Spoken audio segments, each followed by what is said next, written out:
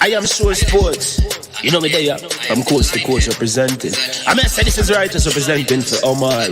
You don't know, come get the sports over here from near and far. Boy. Me say I am sure sports, one thing me sure about. When me say sure, that me not doubt. Come get your sports, get it over here. Come subscribe, repost and share. I am sure sports, one thing me sure about. When me say sure, that me not doubt. Come get your sports, get it over here. Come subscribe, repost and share. If me not sure, that me not say it. Know who score, that me not say it. Never know no game play, that me not say it. If me never seen a game, me not know who play. For your sports news, better come over here so. For your soccer news, then come over here so. If you don't love sports, still come over here so. For the day done, you a go love over here so.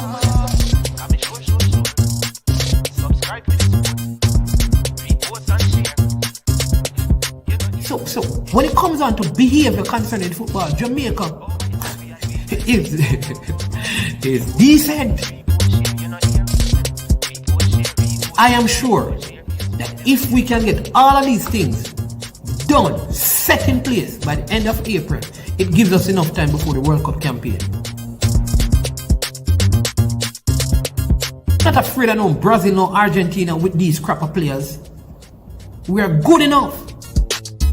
Remember, like, subscribe, share. Listen, comment, let me know what your thoughts are. Trick Jerk Marinade gives your meats and vegetables authentic Jamaican jerk flavor. The spices are directly from Jamaica. Spices like jerk seasoning, allspice, Scotch bonnet pepper, fresh scallions, thyme, ginger, and garlic. The key ingredients to a great jerk marinade. 0% sugar and low in sodium. You want to try it? Made up of 18 Jamaican herbs and spices, add delicious, bold flavor to your next grilling experience. Flavoring sauce, a marinade, basting, condiment, or topping. Trick Nick Jerk Barbecue Sauce. Welcome to I Am Sure Sports. I am sure sports. You know me there, I'm coast to coast representing. I mean, I say this is righteous representing for Omar. You don't know, come get the sports over here from near and far. Boy. Me say I am sure sports, one thing me sure about. When me say sure, that me not doubt. Come get your sports, get it over here. Come subscribe, repost and share. I am sure sports, one thing me sure about. When me say sure, that me not doubt. Come get your sports, get it over here. Come subscribe, repost and share. If me not sure, that me not say it. Know who score, that me not say it. Never know no game play, that me not say it. If me never seen a game, me not know who play. For your sports news, better come over here so. For your soccer news, then come over here so. If you don't love sports, still come over here so. For the day done, you a go love over here so.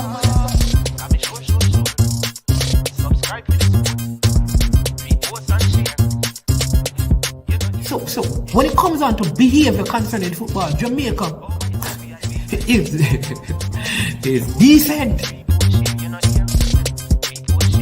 I am sure that if we can get all of these things done, set in place by the end of April, it gives us enough time before the World Cup campaign. Not afraid of no Brazil, no Argentina with these crap of players. We are good enough. Remember, like, subscribe, share. Listen, comment, let me know what your thoughts are. Trick Jerk Marinade gives your meats and vegetables authentic Jamaican jerk flavor. The spices are directly from Jamaica. Spices like jerk seasoning, allspice, Scotch bonnet pepper, fresh scallions, thyme, ginger, and garlic. The key ingredients to a great jerk marinade. 0% sugar and low in sodium. You want to try it?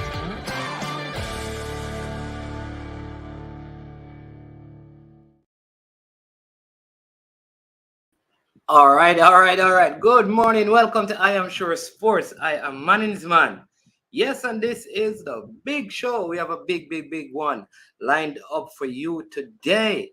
Yes, indeed. It's going to be a good one. We're going to have a very good discussion with a former player in the Jamaica Premier League from another Caribbean country. In fact, he's from Grenada, a household name in local football in Jamaica, but even a bigger name in his home country of Grenada. He captained Portmore United and led them to many titles here in Jamaica. He also captained Grenada, had some fierce battles with many of our top Jamaican players.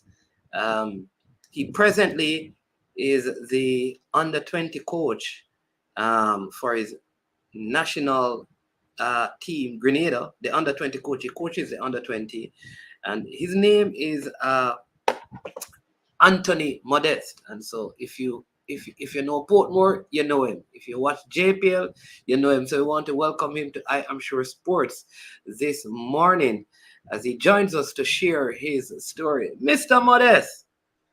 How are you doing, sir? I am doing well, man. How are you doing? Can't complain. Fine, thanks. Thanks for having me.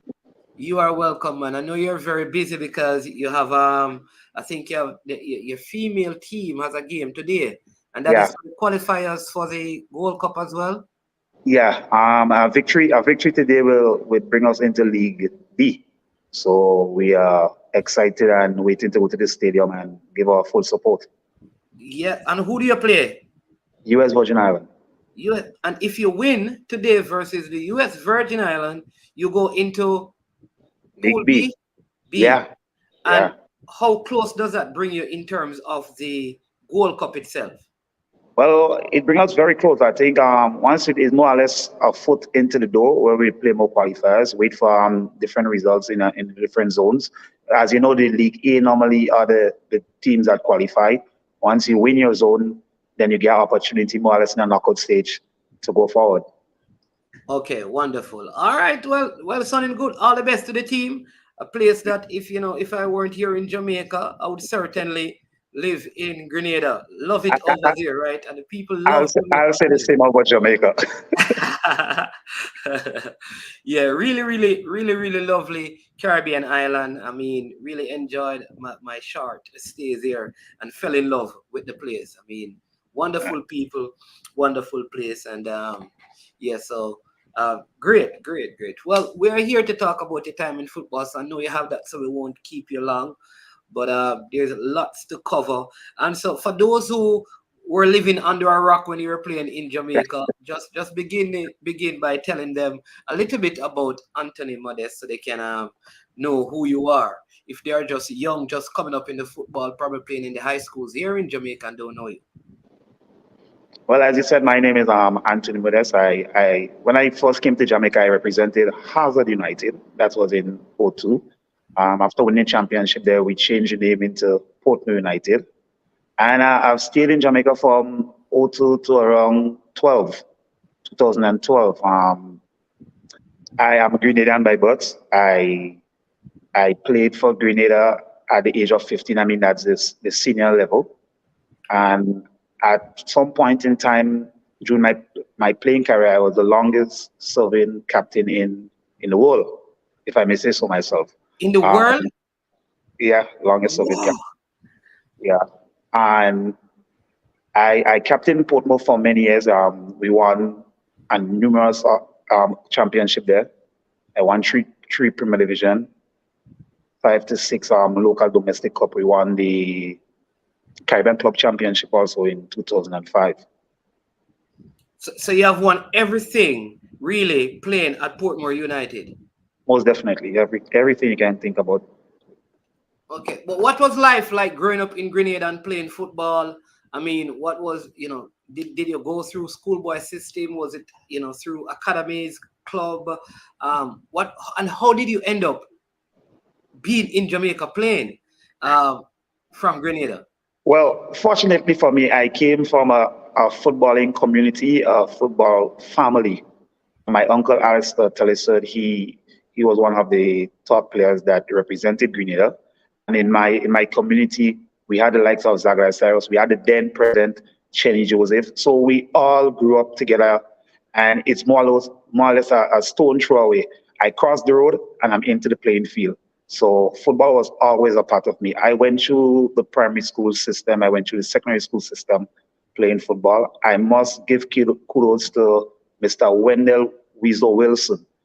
at a very, very young age, he used to knock at my door 5 in the morning, 4 in the morning, and I can say he's the only person in Grenada that could have knocked on any parent door at this hour without your parent being mad to say, "Let's go play football." And he helped me in my development. Um, Ashley Ram Folks, who was a former president and former national coach, he did a work. Mr. Horace Reed, I can't forget Mr. Horace Reed. In my latter years of playing, he helped me to understand football on a whole and life on a whole. And I must give kudos to Mr. Horace Reed after joining Jamaica. Um, my join to Jamaica came about because Grenada played in a tournament here in Grenada against Jamaica, Guadeloupe, etc. And in doing so, Mr. Reed, at the time the General Secretary, the late Captain Burrell, may his soul rest in peace, he was the president. They was rather impressed with my performance during the tournament. Um, I spoke to them, I shared interest. I was very happy with the leadership of Linval Dixon. I thought as a young man growing up, going to Jamaica, experiencing new things, because Jamaica at the time was the mecca of football, going to Jamaica, experiencing new things, having this camaraderie with Linval Dixon would help me grow as a person, help me grow as a leader. So in conversation with myself and Mr. Reed, we decided to give it a try, and the rest is history. Whoa. Did any other team in Jamaica at this time have any interest in you, or it was just Portmore? It was only Portmore United. Okay, so you played in a tournament. I mean, who did you come up against that they were so impressed that boy, look like you could play in Jamaica? Who are some We of the players that you we had had to? it was a Caribbean tournament. We had the likes of Jamaica, Barbados, and Guadeloupe. Okay, who are some of the Jamaican players when you played against Jamaica that you had to defend? Uh, That Mr. Reed and Burrell would see and say, man, this man can really survive in the we had league. I can remember Luton. I can remember Luton Shelton for sure. The late Luton Shelton, another good soul. Yeah. I remember him. I remember Omar Daly being a young chap in the squad. Ricardo Fuller. So there were some household names that I played against, and at that time I was playing at the right back position. Oh, So okay. probably with me going up and down the flank and crossing and getting goals here and there also caught their eyes. All right. So from there you came to Jamaica. Was it an easy adjustment? New culture, different food, more competitive league. What was that like for you in the beginning stages at Hazard, then to Portmore? I think it was an easy transition because based on my character, I'm a people's person, and the club was very welcoming. The players at the club was very welcoming. They when I came to the club, they will make their jokes. They were looking forward to see what I brought to the table. I can recall at my first training session over GC Foster, as we say salad, salad a young chap crossed the ball and Bumpy Nelson, he scored. Oh, And after the training session, the guys came to me. They said, "Okay, we found one." And so I can remember that vividly. They said we found one, and the love in the camp was really good. So I had no problem transitioning. yeah. And then you basically played the rest of your career at Portmore United. Yeah. Um, you know, basically retired there before you went back to Grenada. During that time, though, did you have opportunities to play elsewhere, other countries overseas, or in Jamaica? You just decide, no, Portmore is my home. Well, probably the last year or two in my playing career there, Alan Garden wanted me to come on board. As a matter of fact, I had a meeting with Patrick Roberts, and then Mr. Reed stepped in. Mr. Reed Mr. stepped in. Reed, Mr. Reed is the boss. He's the boss. Once Mr. Reed stepped in, it's over. It's over. Okay, so you just stayed at Portmore. And Yeah. was it bittersweet, end of your career, had to go back home, or you wanted to stay and play a role in the club, or you just felt like, what, I need to go back home and do some things in my own country now that I've established myself in the Caribbean as a proper footballer and I've learned some things, or you had thoughts of probably staying at Portmore in other roles at the end of your playing career? Well, the last year in my playing career, I was a player assistant coach. They wanted me to stay on to continue in a coaching role, but at that time, I thought about family at home. I thought based on the experience I gathered from Jamaica, I can come home and bring it to the national team, bring it to the young guys in the schools, in the primary schools especially, because that's my joy, seeing the young guys develop and going into the national program and assisting the country in success. So I wanted to come home and give wherever I can. On a few occasions, I was contacted to come coach because Portmore have a system where they want the persons that went through the system remain as coaches.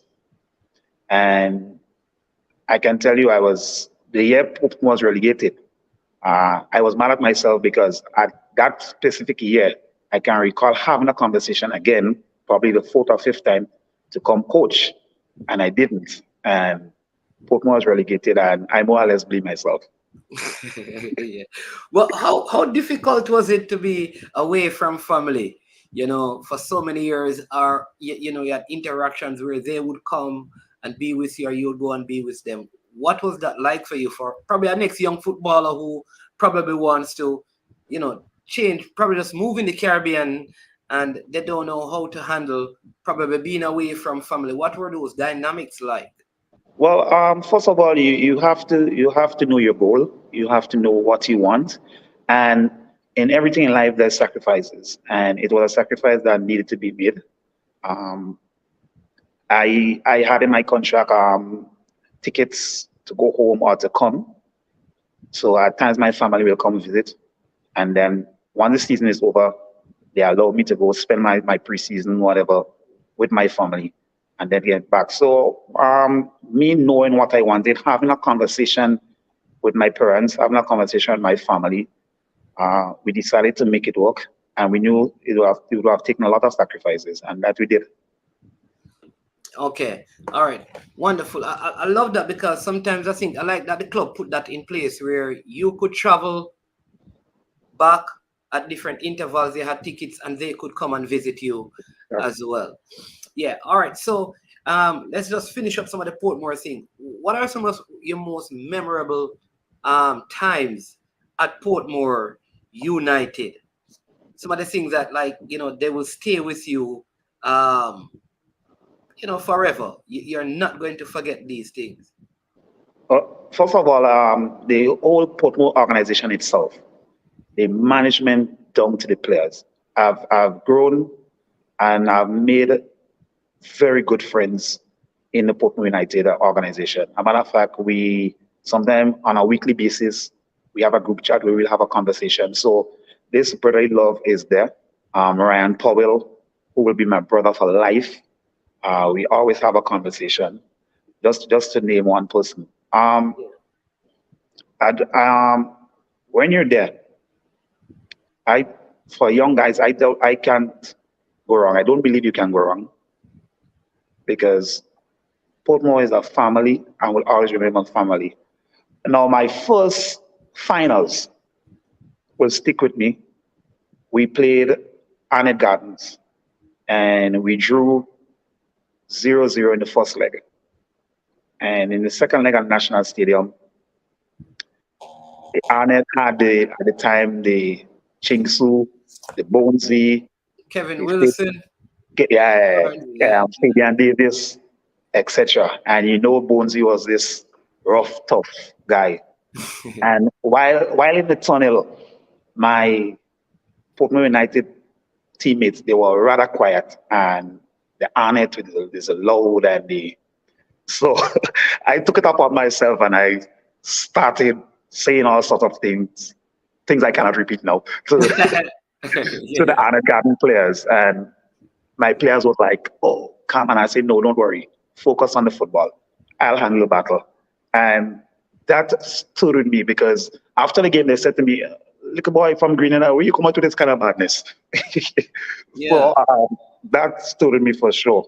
And you won that final. Yes, we won that final. Another thing was stood out to me is when the management, Mr. Reed in particular, decided to drop 11 to 12 senior players for a semi-final against Waterhouse and brought in the U-21 players. And we won that game 3-1. I don't know if it's a bit of genius or a bit of luck, but what I knew that he believed in the under 21 players. And that against he dropped. He dropped 11 senior players. 11 to 12 senior players and decided, oh, U21s, come win this game. That would have been the Morrison and the Mario Swaby and the Anthony Bennett and these guys. They were still playing in the under 21 team. And you won that game against Waterhouse. And we won that game against Waterhouse. 3-1 in the National Stadium. Yeah. So that stood to me. And just winning all the championships, going to different venues, going down to Tivoli Garden and they're giving me a stick. But at the end of the game is all love. Going to Annie Garden and the crowd just upbeat and everything. So all these memories stick with me. But all in all, I think it was a good run for me playing in the Jamaica League. Awesome. So you went back to Grenada, and now you were part of the national setup in terms of coaching the national team. We're gonna come back to some Jamaican stuff. So what are you doing now? Before we get there though, what was happening with Grenada's football? Did playing in Jamaica help you in terms of how you played for the Grenada national team? And how was Grenada national team doing during this period of you playing in the league in Jamaica and other Grenadans playing all over the place? Yeah, it helped me a lot and helped with the national team because there's a level of professionalism in the Premier Division and especially in Portmore United. They stick to a level of professionalism. So whatever I learned there, I try to bring it back to the national team and incorporate whatever I learned. So to lift the standard a bit, because once coming from a professional setting and you come into the Grenada national team and I being the captain, the players look forward to me for leadership. So as much as I learned from Portmore United, I try to bring it back into the national program so they can excel. At the time I remember in 2008, 2009, when we qualified for our first Gold Cup, and we played in Jamaica. We lost to Jamaica 2-0 in the final. At that time also, I was the captain coach of the national team. Oh, you're the coach? The captain coach / coach, yeah. When we came second in the Digicel Cup. Right, you lost to Jamaica in Jamaica, yeah. Yes. Yeah, and just the experience gathered from playing in Jamaica. Your present president was also in that team? No, he played in the team about 2 years before. Okay. Yeah, and yeah, just playing in Jamaica and going through all the toughness, experiencing the different venues, and the leadership gathered playing with Portmore United helped me to more or less guide the team in the way it should have been guided to come second in that cup. Awesome. All right, so now you're back in Grenada. How has the football progressed there? What is your role and some of the functions that you have played in Grenada's football since you have been back in your home country? Presently, I am the assistant coach of the senior men's team, but I've been loaned out to the U20s. So my main focus now is to be the head coach of the national U20 team. We are preparing for a tournament in February where we will be grouped with Bermudas, Jamaica, and Martinique. People may look at the group and say, "Oh, it's a tough group." Group of death. based on the names we're coming up against, but we are working hard. The coaching staff is working extremely hard. When a matter of fact, when the players saw the group, the first name came to mind was Whisper. So because of the age, because of the age range, but we are working extremely hard. We are trying to get the fitness level up to where it's supposed to be, because when you look at the fixture, it will be like 3 games in 5 days. and you will not be able to maneuver those games unless your fitness level is at a standard. So we are working extremely hard to get our fitness first, and then we will go into tactics later on down the road. Yeah, I've always been very curious that since you have played in Jamaica, you had such a good experience. It's something I ask the president as well. Why we haven't seen more Grenadians playing in Jamaica, even during your time of playing, we didn't see an influx of Grenadians coming over into Jamaica and playing in the league. And you speak so highly of it. What are some of the factors you believe that has contributed to that happening? To be honest, I can't really put a finger on it.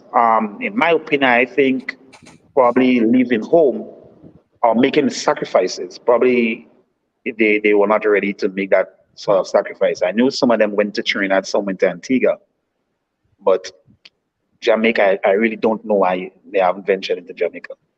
Yeah, I've always asked that question because up to Sunday I saw Mr. Marshall. You know him very well. And I Yeah. said, I don't I don't understand how come I don't see any Grenadians at Portmore United. Even for the purpose of development. And he was saying the same thing, boy, I don't know either. You understand me? So maybe that's sort of a network that could be established for just the exposure of young talent. But once Portmore United come knocking on my door and looking for talent, bet you $1. Yeah, man. I try to supply them with. Yeah, so tell me about. I mean, I know you just lost out in the. I think Grenada, the national team, has gone down to Pool B Yeah. of the Nations League. So the next edition of it will be in Pool B. But in spite of this, do you believe that there is progress being made in Grenada's football at this present time, and it's on the right trajectory in terms of progress? Yeah, I think we are heading in the right direction. I know the president and this FA is very keen on youth development. Over the years, Grenada, in my opinion, have dropped back a bit because after myself, my brother, and 10 of us almost retired at the same year or within a year or two, we had a dip in Grenada football. And it came about because we grew from the U15s into the U20s, into the U23s, into the senior team. So you had a backbone you could have depended on. Now, with this new administration, they are trying to get back into that phase of the thing. But once we can develop a group of guys together that can travel along the way for numerous amount of years, we will be where we should be. Because back then, as you know, the Trinidad, the Jamaica were teams that more or less we were not afraid of. And every time we see Trinidad and Jamaica, we were up and about because we always believed we could have defeated them. They didn't know what to expect from us. And we knew the ability we had that we can go compete. So with the growth of the Premier Division, the growth of different tournaments, the growth of the youth, the grassroots, etc., Grenada football will be back where it's supposed to be. And for now, we are heading into the right direction. Yeah, I love that you said that the group of you that all retired at the same time, those who qualified for your first Gold Cup, came through the U15s, U17s, U20s, U23s, and into the national team. So you are saying that is the present setup now. That was not there a few years ago, but now you have that going in Grenada. So you expect, even if not now, but down the road, you'll see. In not too distant future, correct. Okay, all right. And I mean, what the Premier League in Grenada, what is that like now when compared to like the league in Jamaica?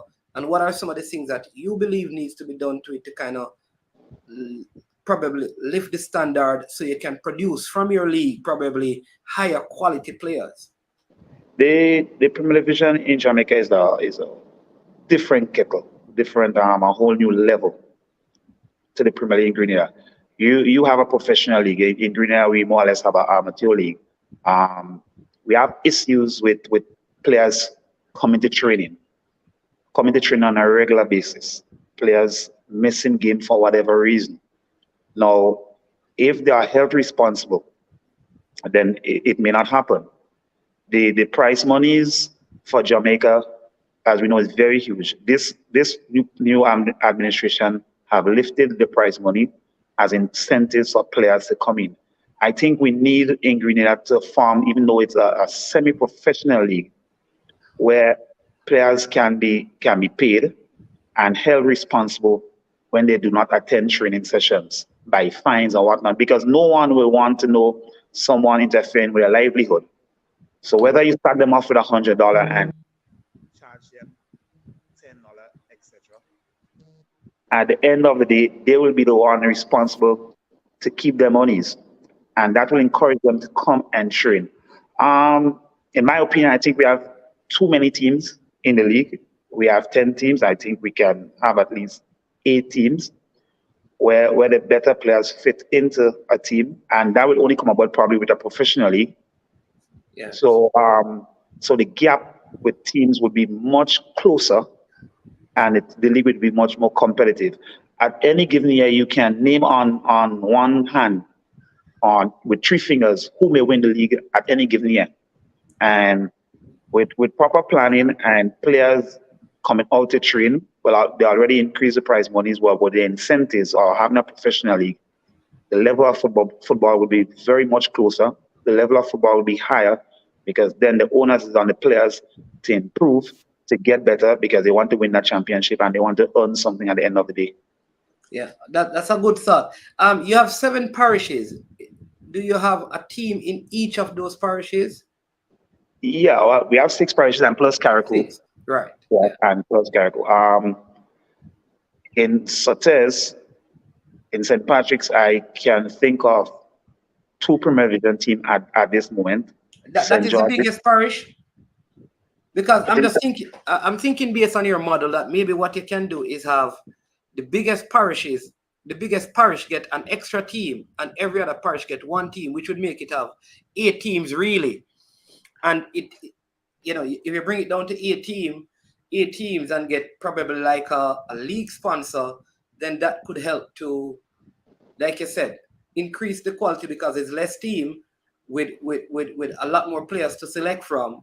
And if there's major sponsorship, probably that will help in. But you tell me if that is something that could work. Yeah, it could. Because once we're going to do it professionally, you may have to name the team differently if you so chooses, and probably do draft of the better set of players. And if we get into that realm of the things, then we'll have much more high quality football. But as it is, as I said, there's a 2nd division, the 1st division, and the Premier Division, and you have to earn your spot. Now, a team coming up from the 1st division, in more times, will be the teams returning to the 1st division. Yeah. Just more or less make a guest appearance and then return to the 1st division.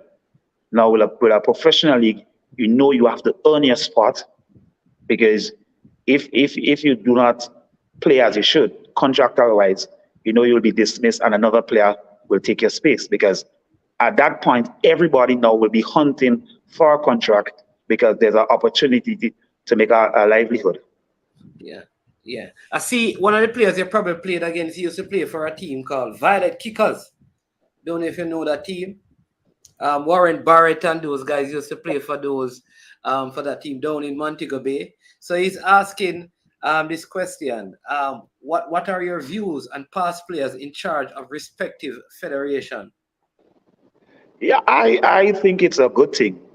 I say that because over the years, as players, we've suffered. We suffered in the sense that the professionalism, the level of professionalism, the way players are treated, the way players are reimbursed, the whole equipment thing, the uniform, the balls, and being an ex-player, you know what you've been through. You have a full idea of what is expected from a national player.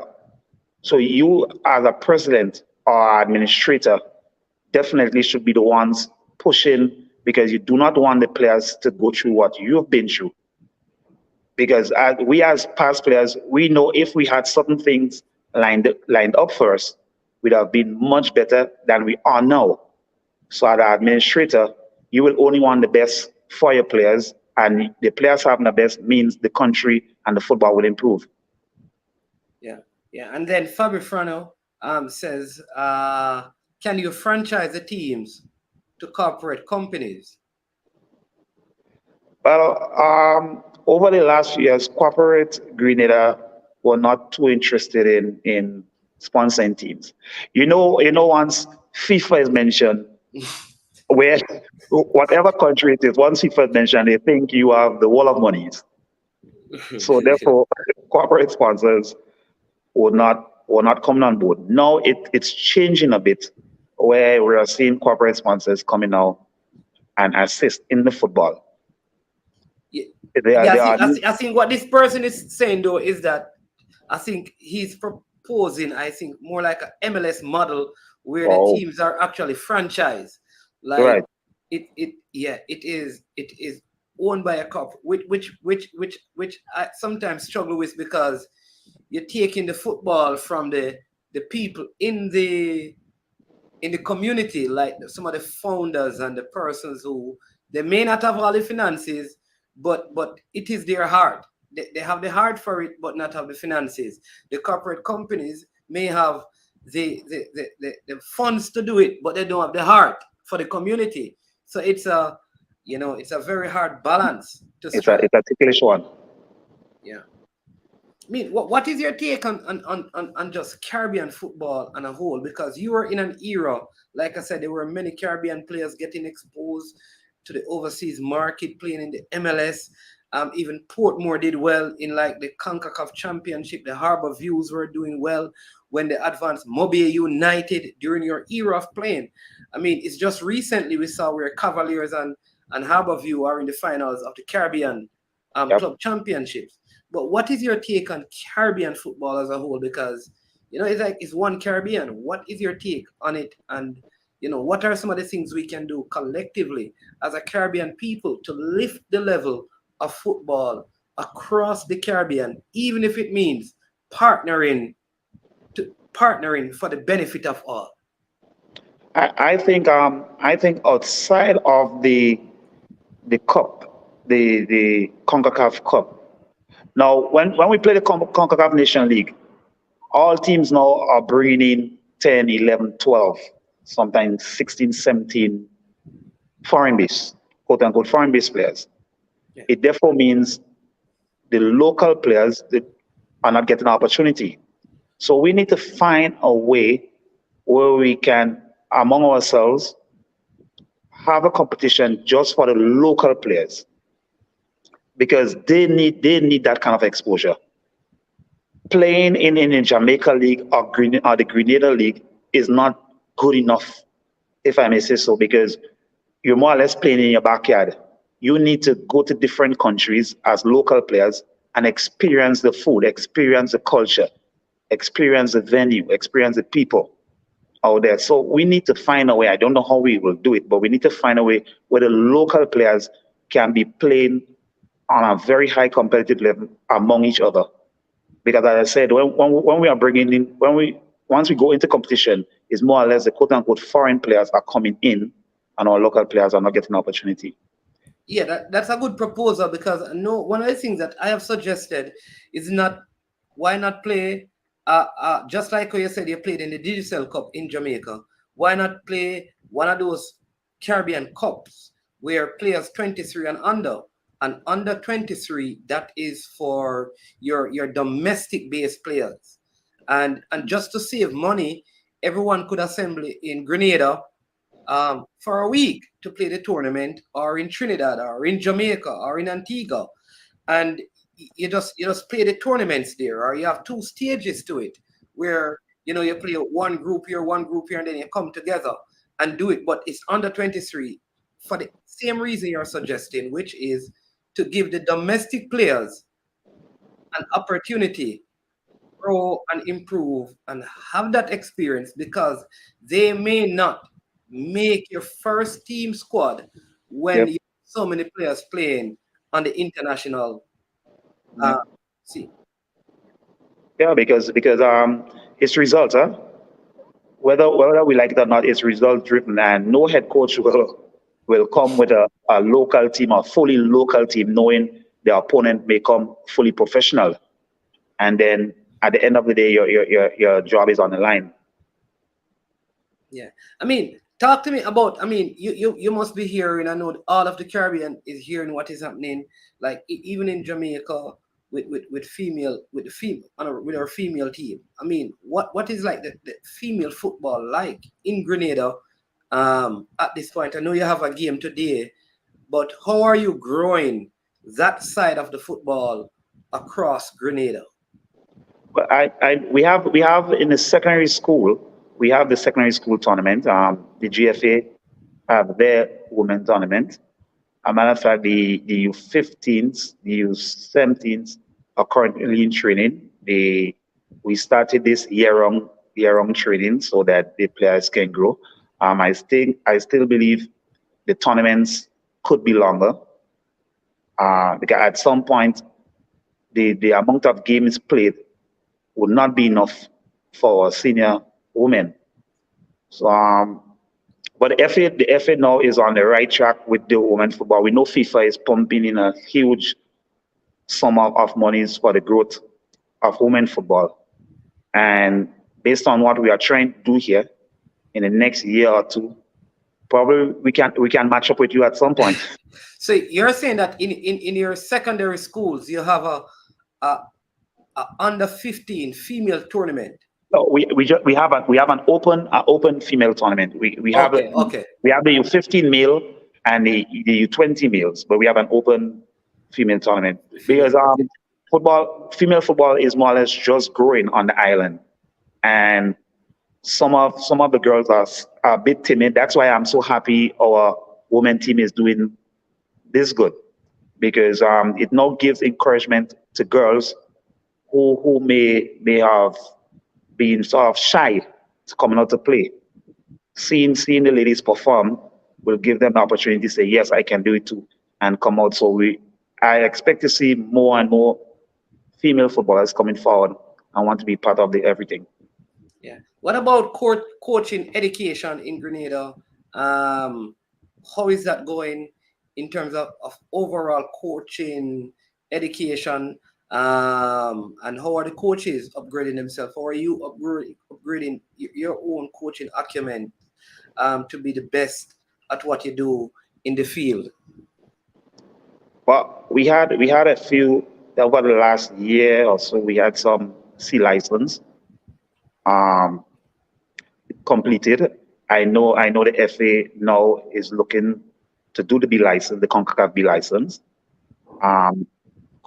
Individual coaches have been doing their stuff online, because at some point you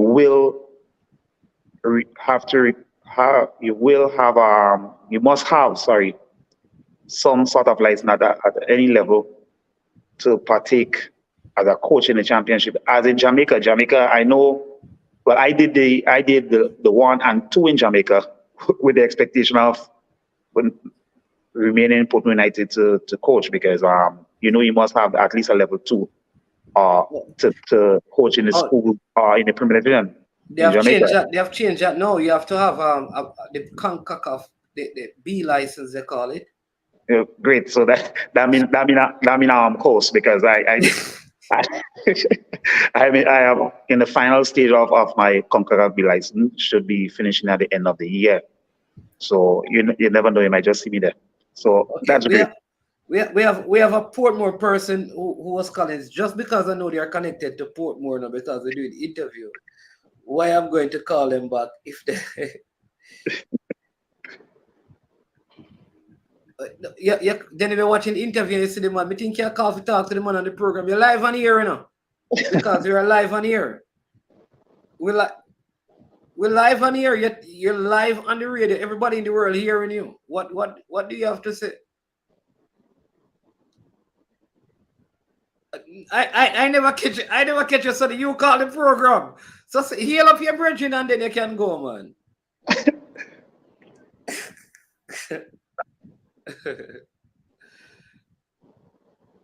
You're not hearing. All right, no. He's not hearing you. I'm going to set it up so he can hear, because he says he's not hearing you. All right. Yeah. Yeah. So that's the one Mr. Watson that was. Yes, yes. That's the equipment manager there at Yeah, Portmore, you man, know. he's the best. I think he's the best equipment manager in the world. I'm dead serious. Yeah, that's what they call blocks. Yeah. You know, yeah. But that's good though. Now, you have played with many Jamaicans, right? We always ask these questions. Of the Jamaicans that you have played with.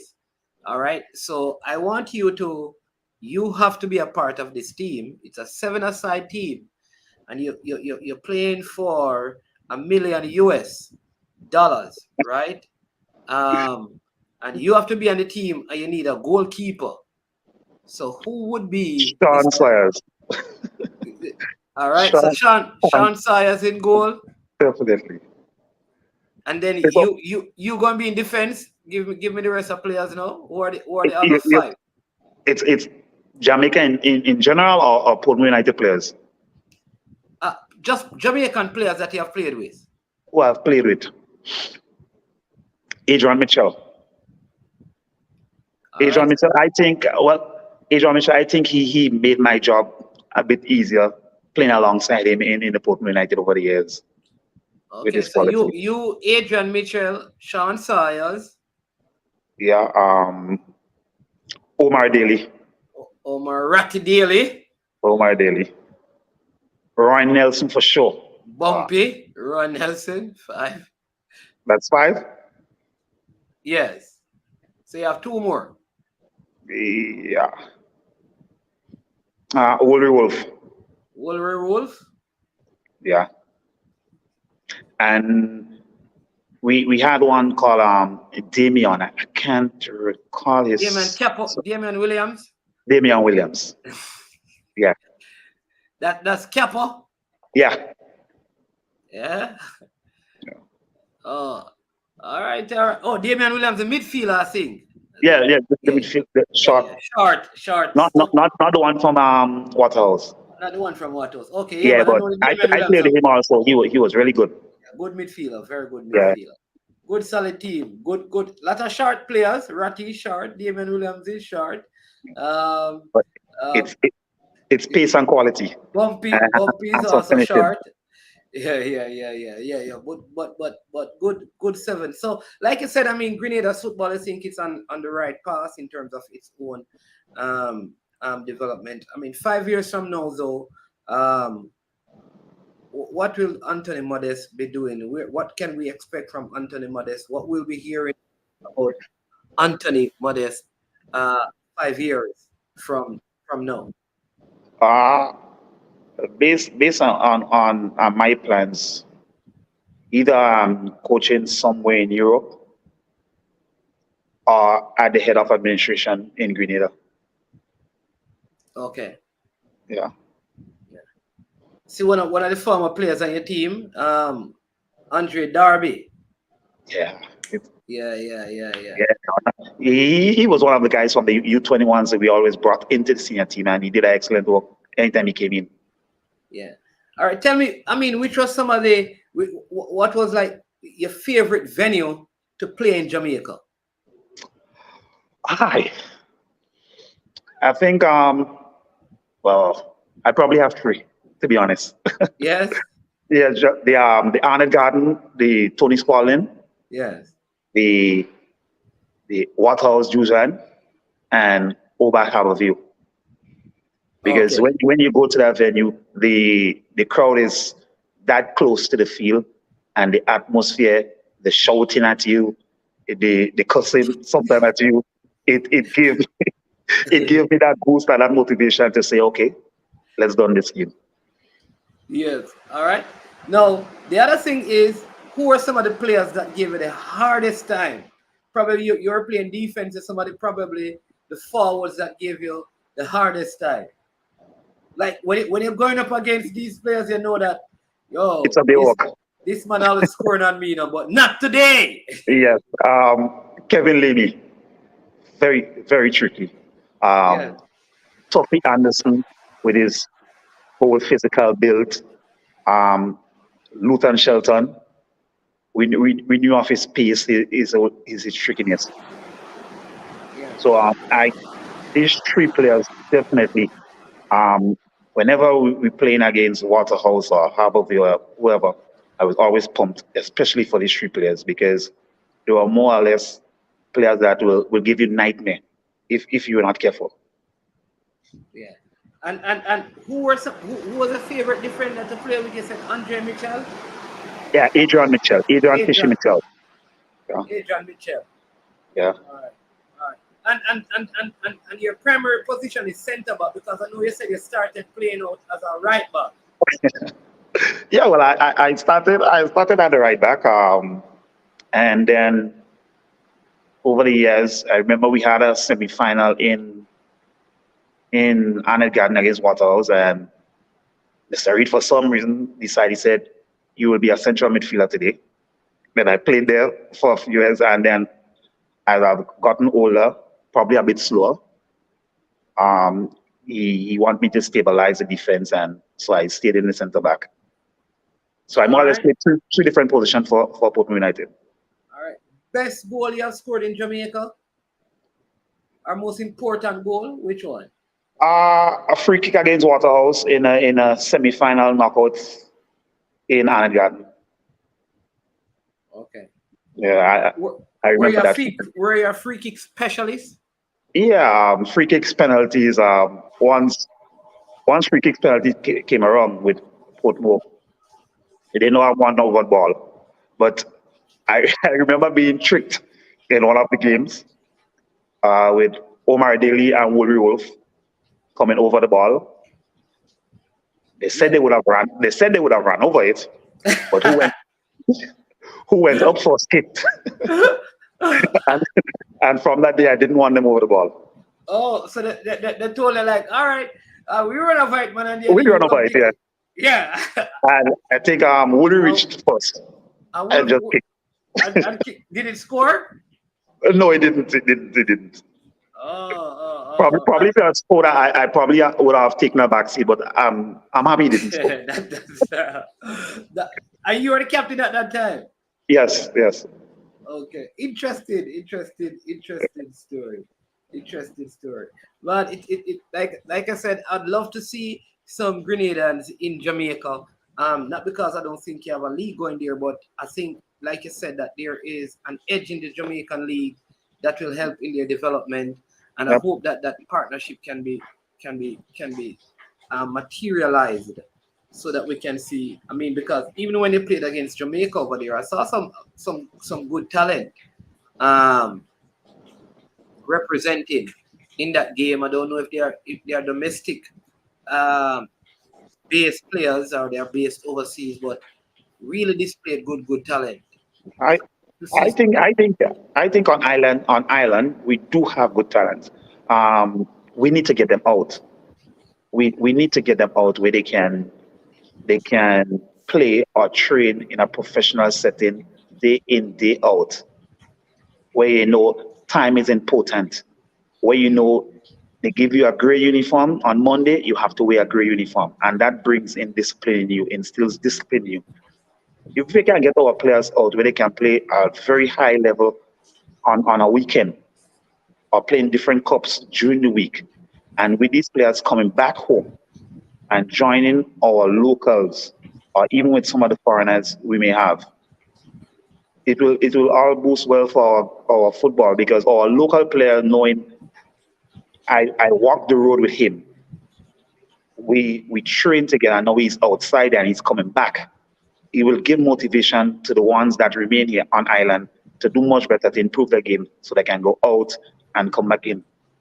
Yeah. Do you have any domestic base players who are developed players who are now playing overseas? No, not at this point. We had Jabal Charles playing Honduras, but he's back home. But I can't pinpoint anyone that from domestic going out. Shari Joseph did it back then, but we know he's retired now and he's in coaching. Yeah. But okay, I think it was 2018. I think Fabio Frana mentioned it. 2018, he had a good U-20 team. Yep. where is it? Is that U-20 team the core of your senior team now? Well, we have some of the guys on it, and I think that's, as you mentioned, I think that's one of our problem we had in the past. You will have a very good crop of guys. They will have a good tournament, and after the tournament, that's it for us. You don't see them until another 2-3 years, probably fighting to make the senior team. But what this administration is doing now is trying to keep the core of guys together and grow them. As I said before, to grow them and grow them into the senior setup. We need also the age groups, probably system-wise. Whether you play a 4-4-2, if we can get everyone playing that and you transition into the senior team, so then it will be much easier coming from the U15 into the U20. You know you're going into the same setup, but probably at a higher level. So it'll be much easier for transition. Like to develop a national system of play. Yeah. So is there a technical director that is in charge of that? Yeah, we have a new technical director. He been here for the past 3 months or so, 3 to 4 months. I know he have a few things that he had planned, but slowly he's laying out his plans. We need to give him time to execute the plan to the fullest. Yeah. Listen, I love what I'm hearing about Grenada's football, and everything starts somewhere. And here's the thing: if you have a good foundation to build on, then you can build higher, wider, bigger, and stronger. And that's a good thing. You guys are laying a solid foundation, and only success will come from that. You know, at least you have taken initiative to build from the ground up, because many times across the Caribbean, we're guilty of trying to build from the roof. You understand me?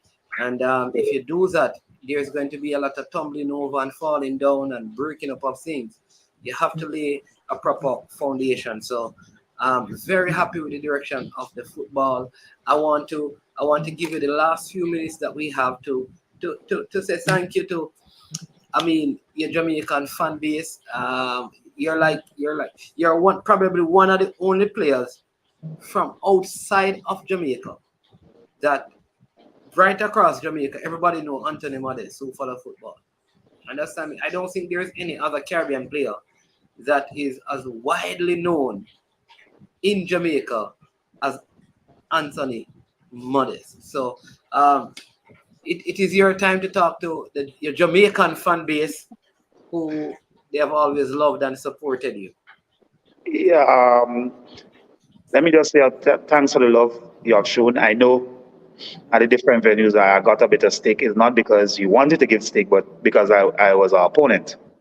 But at the end of the day, you showed love, which was very important. And that's something I love about playing in Jamaica. The respect you have or you get from the people, not only as a footballer, but as a sports personnel. Sports is used in Jamaica, and the respect they give you as a person is excellent. And my Portmore United teammates, the management, Mr. Marshall, who've been there forever. It was really nice being a part of the family, because I see Portmore as a family. And as I said earlier, I've made long-lasting friends. I've made brothers there. And hopefully someday I'll be back.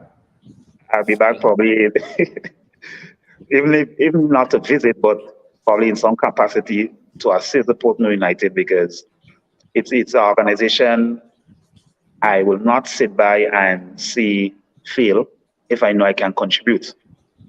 Portmore will always be part of me forever. Portmore is very close to my heart. Mr. Harris Reed, who I see as a father figure, who helped me in my development as a person, I love dearly. And whenever he calls, once I'm available and I could help, I'll do that. But to the Jamaica football fraternity, to the supporters out there, thanks for the love you have given me over the years. And it was very good that I could have come out and express myself, show that not only Jamaicans know about football or could play at a high level, and you know now that Grenada has players that can produce and produce very highly. Listen, thank you so much for your time. I really appreciate the conversation. And like I said, some people they may see you play that, but they don't know the journey. And the whole idea is to just hear the journey. That a youngster watching can say, "Hold on, if Modeste did that, then maybe I can take a risk because it could work for me." And it's also important for them to know that you have stopped playing, but the lessons you have learned has helped to equip you for the Yeah. position hold as a coach. And so while you play, wherever you are, use it as an opportunity to learn, to grow, to know more, because you never know where life is going to take you afterwards. And I'm happy that that came out in everything. That here it is that, like I said, you have built long-lasting relationships that you can still call on the Horace Reed or the Portmore family. And that is important. Just having healthy and strong relationships wherever we play, wherever we go, because we never know where life will take us. And so thank you so much for the time. All the best to you and your family. I still want my what they call it, cassava porridge. Tanya Log, yeah, Cocoa Porridge. Cocoa porridge. People, can you believe I went to Grenada, man, Spice Island, and didn't get a spice to come back to Jamaica? But it is what it is. You understand? I love my Grenada. We'll make up. We'll make up. Yes. And all the best today in your game against the um, British Virgin Island. I think you have the game. All the best today for your female team as they take on the British Virgin Islands.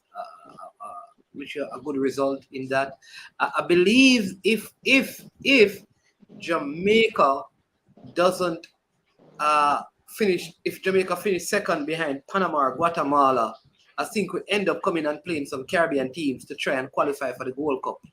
So let's hope that we qualify. So we Want to don't. look at Let's hope that we qualify, so we don't have to play each other in that. But I know the under 20 is going to be played in St. Kitts in February of next Yeah. year. So that's the next opportunity. But all the best to you in your job as coach there, both as assistant for the U20s, for the national team, and the head coach for the U20. Thank you so much, Mr. Modest, and enjoy the rest of your day.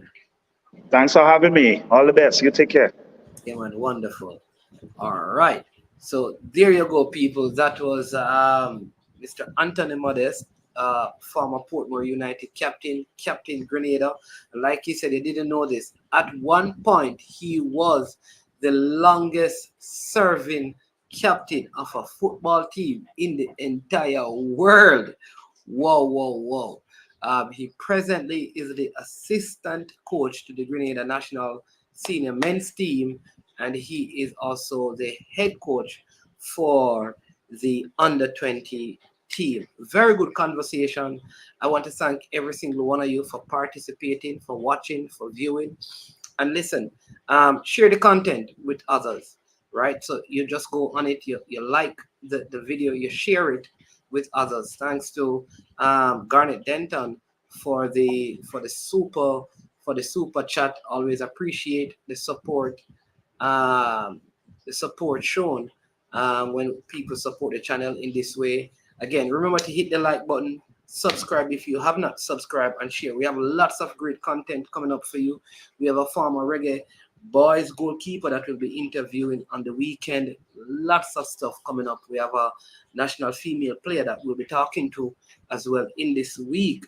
Also want to commend goalkeeper, former national goalkeeper Aaron Lawrence, was just received an award for being the coach of the year in the Turks and Caicos. So congratulations to Aaron Lawrence on that achievement. Also congratulations to Cavaliers in their Caribbean Club Championship game.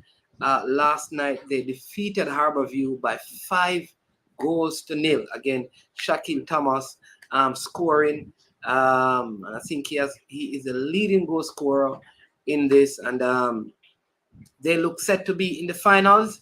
So we look forward to that. Of course, if they win the finals, their next opponent would be Inter Miami over 2 legs, which would possibly mean that we could see Inter Miami and hopefully Lionel Messi here in Jamaica. But I am Man. This has been I Am Sure Sports. Want to thank you so much for your time. Have yourself a wonderful day, and we will be back with some schoolboy update, because we understand just breaking news that all the games in the Manning Cup have been postponed for today due to inclement weather. We're going to get some more information on that and share it with you. So again, enjoy the rest of your day. And you know, when it gets to the end of the program, as usual, we say we are over and we are OUT out of here. Yo, watch your bad dog, SK New Earthis, the body out there, Sniper King I represent for I Am Sure Sports. You get to me, I say, when you want the latest news and sports and updates and all of that, check out I Am Sure Sports. You know the thing goes in. Remember, cover the whole island. Remember Kingston, Westmoreland, Galchester, Ocho-Race, Galtigo Bay, everywhere. I Am Sure Sports, check it out for the latest news and latest updates. Sniper King I represent. Where them feel like, yeah. Someone on for the food from young, from where they need height. I Am Sure Sports. Yeah, dog.